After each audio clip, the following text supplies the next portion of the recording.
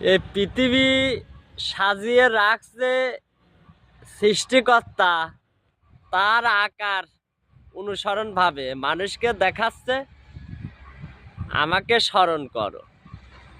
আমি সব কিছুই সৃষ্টি করছি এই পৃথিবীটা।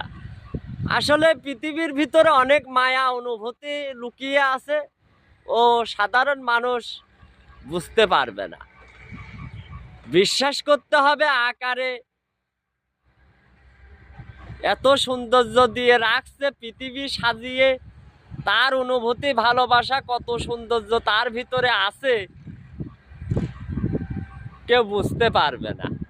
আসলে এই সৌন্দর্য যদি দেখতে পারি সরাসরি, তাহলে আমাদের ভিতরে মনসত্ব অনুযায়ী, অনুভূতি অনুযায়ী ভালোবাসা তার প্রতি থাকতে হবে, তাহলে সৌন্দর্য দেখতে পারবে।